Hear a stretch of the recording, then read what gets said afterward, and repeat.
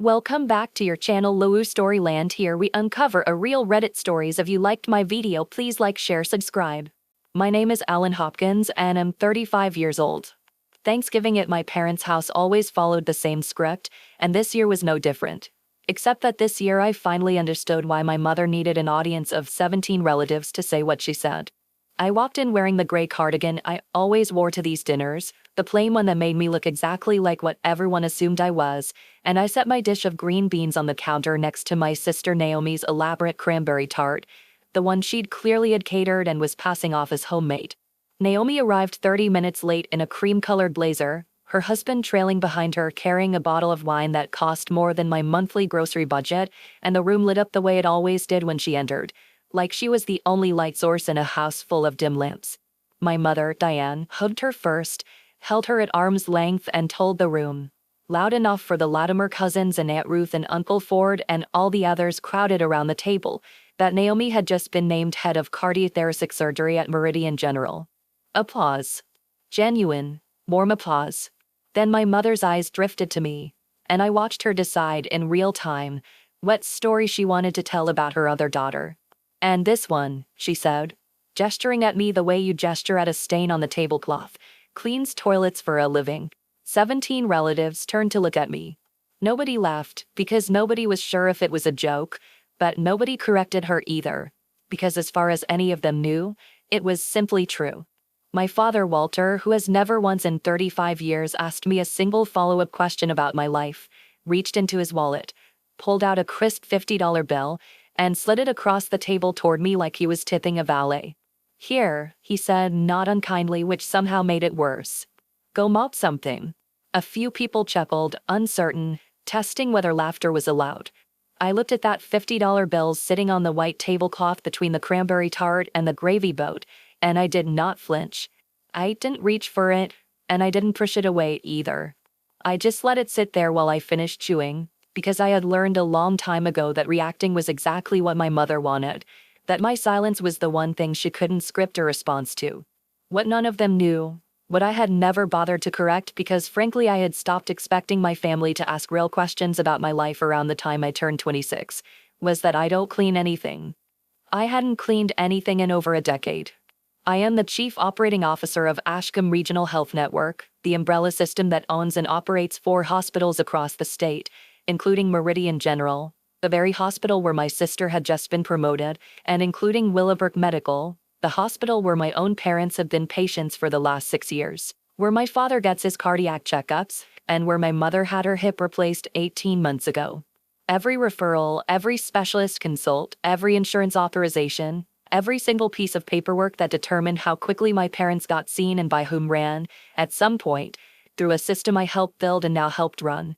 I had never told them this, partly because early in my career I'd tried to explain my work and watched my mother's eyes glaze over the moment I said the word operations instead of surgery, and partly because some quiet, stubborn part of me had wanted to see how long she would keep telling this story about me without ever once asking if it was true. The $50 bill was still sitting there when my grandmother, Rose, who had been quiet through all of this, set down her fork with a small, deliberate click against her plate. Grandma Rose is 81 years old, sharp as a blade, and the only person in that family who had ever, not once, asked me to justify my life to her. She stood up slowly, the way she does now, one hand braced on the table, and she looked directly at my mother, not at me. "Diane," she said in the voice she uses when she is done being polite, "tell them where your daughter actually works." The table went silent in a different way than it had gone silent before. My mother's mouth opened and then closed. Naomi's husband stopped mid-sip of his expensive wine. Aunt Ruth leaned forward like she'd been waiting her whole life for this exact moment of family theater.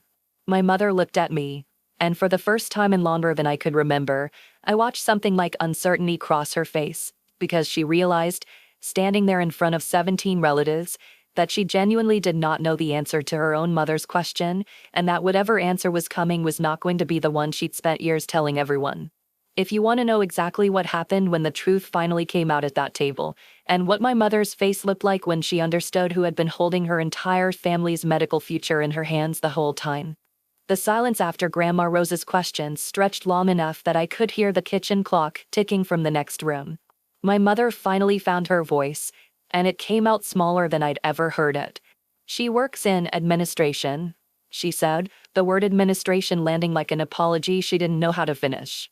Grandma Rose tilted her head, unimpressed. Administration where, Diane? My mother looked at me now, actually looked at me, maybe for the first time in years, silently begging me to fill in a blank she couldn't fill in herself. I set down my napkin and decided that after 35 years of being the family's convenient punchline, I was done protecting everyone's comfort at the expense of my own dignity. I'm the Chief Operating Officer of Ashcombe Regional Health Network, I said, keeping my voice level, the same voice I use in board meetings when I need a room to actually hear me. I oversee 4 hospitals, including Meridian General, where Naomi was just promoted, and including Willowbrook Medical, where Mom and Dad have been patients for 6 years. The table went from silent to something closer to frozen. My father's hand, still resting near the $50 bill, went still entirely. Naomi's fork clattered softly against her plate as she set it down, her face shifting from polished confidence to something raw, something that looked almost like fear. That's not. My mother started, then stopped, because she could see in my face that it was, in fact, exactly true. I kept going because I'd waited a long time to say this and I wasn't going to waste the opportunity. Dad's cardiologist, Dr. Okafor, reports up through my division. The scheduling system that got Mom her hip replacement 18 months ago faster than her insurance normally allows. I approved that pilot program myself. I've spent 6 years making sure this family got the best care available, and I never said a word about it because every time I tried to talk about my job, I watched everyone's eyes glaze over the second I stopped sounding like a surgeon. My mother's face had gone pale, the kind of pale that comes from realizing you've been telling a story about someone for years while never once checking if it was true. Why didn't you correct me? She asked, and it wasn't really a question, it was closer to a confession. Because you never asked, I said simply. Not once. You decided who I was when I was 22 and never updated the file. Uncle Ford let out a low whistle under his breath. Aunt Ruth had both hands pressed to her mouth. The cousins were exchanging glances like they'd just watched a magic trick they couldn't explain. My father finally spoke, and his voice cracked in a way I'd genuinely never heard from him before. The $50, he said, staring at the bill still sitting on the tablecloth. I was just trying to. He didn't finish the sentence, because there was no version of it that didn't sound exactly as small as it was. I picked up the bill, folded it once, and slid it gently back across the table toward him. Buy Mom something nice, I said. I don't need it. Naomi, to her credit, was the first one to actually move past the shock. She looked at me with an expression I hadn't seen from my sister in years, something that looked almost like the way she used to look at me when we were kids, and she still thought I was the smart one. Ellen, she said quietly, I had no idea. You never said anything at any of the hospital events. I would have introduced you properly. I know, I said, and I meant it without bitterness, because the truth was I had made a choice, every single time, to stay quiet, and today I had simply made a different one.